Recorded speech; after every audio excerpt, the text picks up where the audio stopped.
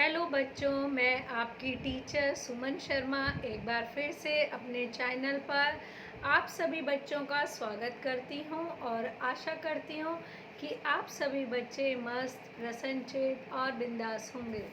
तो बच्चों, आज मैं आपको moral values clear light a book on life education class 5 से part 6 in giving we receive समझाने जा रही हूँ। इस पाठ का ट्रांसलेशन करने से पहले मैं आप सबसे कहना चाहूँगी, जो बच्चे पहली बार इस लिंक से जुड़े हैं, प्लीज़ वो मेरे चैनल को लाइक करें, शेयर करें और सब्सक्राइब करें, जिससे आपको विषय संबंधी जानकारी मिलती रहे और हमें आपसे मोटिवेशन मिलता रहे, जिससे हम आपके लिए और बढ़िया अच्छे तरीके से सरल शब्दों में आपसे अनुवाद समझा सकें। तो बच्चों, clear light class 5 moral values की बुक से मैं चैप्टर 6 कराने जा रही हूँ। इन गिविंग वी रिसीव, दान में, देने में हम प्राप्त करते हैं। यानी हम जो किसी को देते हैं वो हमें किसी न किसी रूप में मिल जाता है। और ये आदत मेक चैरिटी ए हैबिट, हमें दान देने की एक आदत बना लेनी चाहिए, क्योंकि कभी भी किसी को किसी भी रूप में हम मदद करते हैं, वो हमारे पास किसी ना किसी रूप में भगवान अवश्य वापस लौटाते हैं। तो हमेशा दान करते रहना चाहिए, जिससे आपको अच्छी आदत पड़े।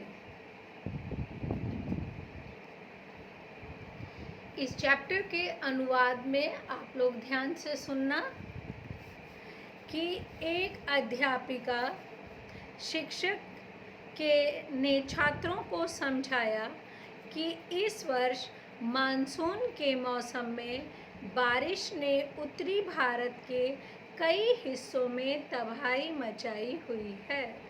आपको पता ही है कि मौसम के हिसाब से कभी बाढ़ आ जाती है, कभी सूखा हो जाता है। तो शिक्षक बता रहे हैं कि बारिश के कारण उत्तरी भारत के कई हिस्सों में तबाही आ गई है, कई लोगों की जिससे मौत हो गई है, और घर के स्कूल और अस्पताल, इस बाढ़ में बहुत सारे स्कूल और घर सब तबाह हो गए हैं। जो बच गए हैं उनमें से कई ने अपने प्रियजनों को और अपना सामान खो दिया है। इस बाढ़ से जो लोग बच गए हैं उन्होंने अपने प्यारे रिश्तेदारों को, भाई बंधुओं को और अपने सामान को खो दिया है। लोग दुनिया भर में धन एकत्रित किया और उनका समर्थन करने के लिए आवश्यक मदद कर रहे हैं। यानी जब भी तबाही होती है कुछ ना कुछ, तो ना केवल अपना देश बल्कि विदेशों से भी सहायता मिलती है। तो अध्यापिका ने बताया कि हमें भी, यहाँ तक कि स्कूली बच्चों ने भी बड़ी मदद की, यानी स्कूल के बच्चे भी बढ़ चढ़कर मदद कर रहे हैं। उन्होंने बाढ़ से प्रभावित लोगों के लिए पैसे और अन्य उपयोगी वस्तुएं एकत्रित की। बाढ़ में जिस जिस चीज़ों की आवश्यकता होती है उन सबको बच्चे इकट्ठे कर रहे हैं। नथाली और अमाया जुड़वा बहनें हैं। उन्होंने अपने माता पिता से इस कारण के लिए पैसे दान करने के लिए कहा। बाढ़ में इस राहत कार्य के लिए पैसे दान देने के लिए कहा। उनके माता पिता ने अपने समायोजक की सराहना की। उनके पेरेंट्स ने भी अप्रिशिएट करा कि वाह बच्चों, बहुत अच्छा, तुम में ये बहुत अच्छी आदत है। उनकी माँ ने समझाया, यह अच्छा है कि आप बाढ़ पीड़ितों के लिए धन और अन्य चीज़ें इकट्ठा कर रहे हैं। माँ ने भी उन्हें समझाया। लेकिन अपना दान आपदा तक सीमित नहीं होना चाहिए। उसकी मम्मी ने, उनकी माताजी ने समझाया कि बेटा, जब आपदा आती है तभी केवल दान नहीं होना चाहिए। हम जब भी हमारा दिल करे हमें दान करना चाहिए, हमें दूसरों की मदद करनी चाहिए। लड़कियों ने उससे पूछा, इसका क्या मतलब है? माँ ने कहा, बेटा, आज बाढ़ आई है तो केवल आपको आबी बाढ़ के लिए ही दान इकट्ठा नहीं करना है, बल्कि आपको ये आदत बना लेनी चाहिए जिससे कि आप दान की आदत अपने साथ जोड़ लें, क्योंकि हमेशा जो हम देते हैं वो किसी न किसी रूप में हमें वापस मिलता है। तो अच्छी चीज़ें हम शेयर करेंगे तो हमें अच्छी चीज़ें डबल होकर मिलेंगी, ऐसा इंसान का विश्वास है, क्योंकि ऊपर वाले को पता है कि हमने किस नीयत से दिया है। उनकी माँ ने समझाया कि यह दुनिया और इसके संसाधन सभी के लिए हैं, यानी हमारे देश में चाहे हम कहीं पर भी हैं, हमारे पास इतने संसाधन होते हैं। यदि आपके पास इससे अधिक हैं तो आपको अपना आशीर्वाद उन लोगों के साथ साझा करना चाहिए जिनके पास बहुत कुछ नहीं है। नंथाली ने पूछा, हम यह कैसे कर सकते हैं? माँ ने कहा, संसाधन तो सबको एक से भगवान ने दिए हैं, पर कभी किसी के पास ज़्यादा होते हैं और किसी के पास बहुत ही कम। तो जिनके पास ज़्यादा हो उनको एक शेयर करने की भावना होनी चाहिए, मदद करने की, दान देने की भावना होनी चाहिए। तो उनकी पुत्री नथाली ने पूछा, माँ, ये हम कैसे कर सकते हैं? माँ ने आगे कहा, हम में से कुछ शिक्षित हैं, कुछ नहीं हैं। शिक्षित माने पढ़े लिखे। कुछ लोग पढ़े लिखे होते हैं और कुछ अनपढ़ होते हैं, कुछ अमीर होते हैं, कुछ गरीब होते हैं। शिक्षितों का कर्तव्य बन जाता है कि जो लोग अशिक्षित हैं हम उन्हें पढ़ाकर उनकी मदद करें। यानी जो पढ़े लिखे लोग हैं ये उनका फ़र्ज़ बनता है कि वो जो अशिक्षित लोग हैं उनको भी ज्ञान दें, उनको भी पढ़ाएं लिखाएं। इसी तरह अमीरों का यह कर्तव्य है कि वे अपना पैसा और अन्य उन लोगों के साथ साझा करें जिनके पास उतना नहीं है। कुछ लोगों के पास पैसा बहुत अधिक मात्रा में होता है और कुछ बहुत ही गरीब होते हैं। तो क्या होते हैं, अमीर लोगों को भी अपना पैसा उनके साथ शेयर करना चाहिए। यह हमारा कर्तव्य है कि हम उन लोगों की मदद करें जो हमसे कम भाग्यशाली हैं। यानी भगवान ने सबको बनाया है, पर किसी को ज़्यादा किसी को कम ऐसा हुआ है। जिनके पास है वो बड़े भाग्यशाली हैं, जिनके पास नहीं है वो कम भाग्यशाली हैं। तो हमें उनके साथ अपनी चीज़ों को दान देना चाहिए। हम विशेष रूप से अपने आशीर्वाद को उन लोगों के साथ साझा करना चाहिए जो मदद नहीं मांगते हैं। कुछ लोग ऐसे होते हैं जो मदद नहीं मांगते हैं।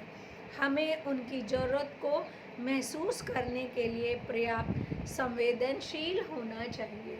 कुछ लोग मांगते नहीं हैं, पर हमारे अंदर ये भावना होनी चाहिए, हमें समझना चाहिए कि इस समय उन्हें किस चीज़ की ज़रूरत है और उनकी संभव ज़रूरतों को पूरा करना चाहिए। अमाया ने कहा, इसका मतलब यह है कि हमें इसे नियमित रूप से करना चाहिए। अमाया जो उनकी पुत्री है उसने कहा, मम्मी, इसके मतलब हमें हर रोज़ मदद करनी चाहिए? माँ कहती हैं, बिल्कुल, इसे नियमित रूप से करना है। आपदा आने पर ही दान नहीं करना चाहिए। जैसे हम अपना होमवर्क करते हैं, रोज़ स्कूल जाते हैं, हम नियमित रूप से दान में योगदान दे सकते हैं। ऐसे ही हम हर रोज़ दान में कुछ ना कुछ देकर भी अपना योगदान कर सकते हैं। हमें हर महीने कुछ पैसे ज़रूरतमंदों के लिए अलग रखना चाहिए और जब हम किसी ऐसे व्यक्ति से मिलते हैं जिसे सहायता की आवश्यकता होती है तो हमें उसे ये देने चाहिए।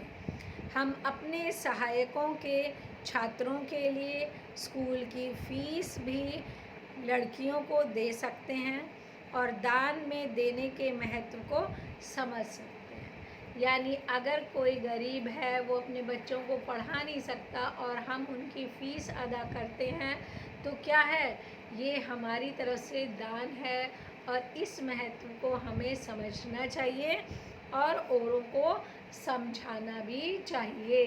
ये माँ ने अपनी पुत्रियों को समझाया। लड़कियों को दान को बेहतर समझने के लिए माँ उन्हें एक अनाथालय में ले गई। माँ अपने बच्चियों को और अच्छे से समझाने के लिए पड़ोस में पास में ही एक अनाथालय था, वहाँ पर लेके गई।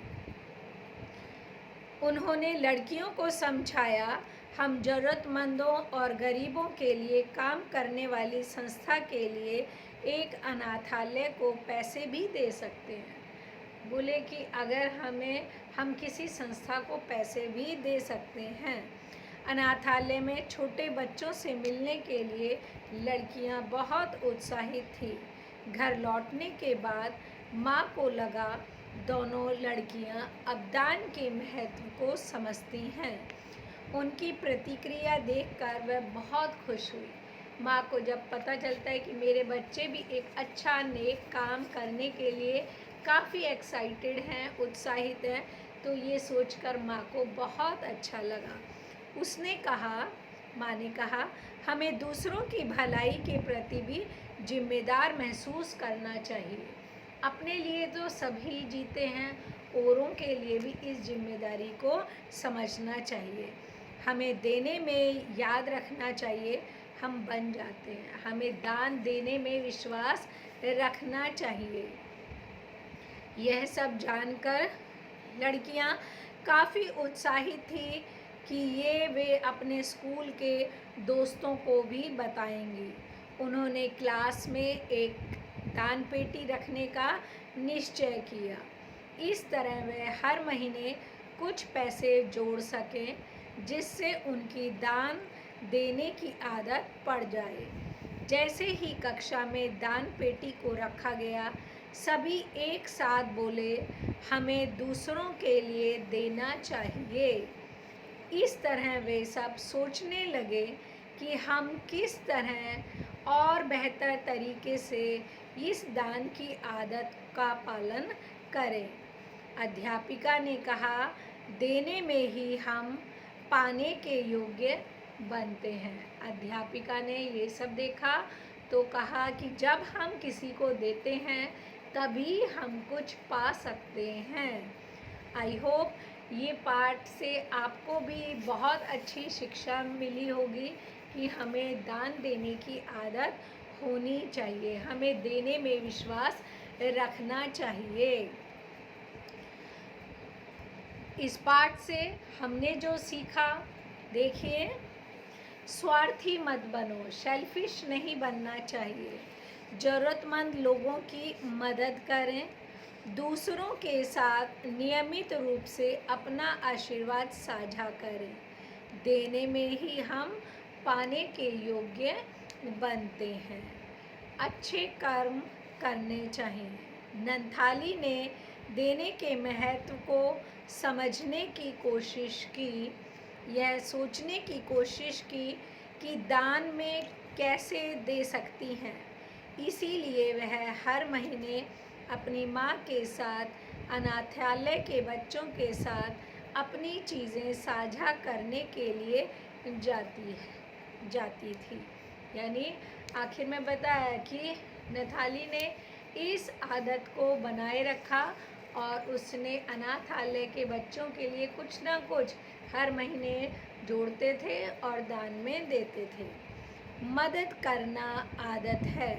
हमें ज़रूरतमंदों की मदद करनी चाहिए। हमें दान को नियमित आदत बनानी चाहिए।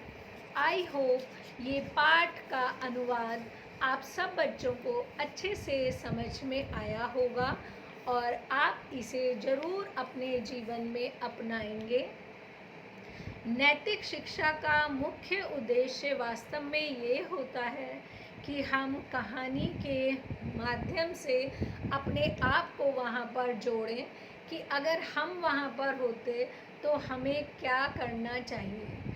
तो वास्तव में बच्चों, अनुवाद के द्वारा मैं आप सबसे अनुरोध करना चाहूँगी कि आप सबको भी ये आदत अपने जीवन में अपनानी चाहिए और जो लोग इस चीज़ में कम भाग्यशाली हैं, हमें उनकी किसी न किसी तरह से मदद करनी चाहिए। ओके बच्चों, बाय, टेक केयर।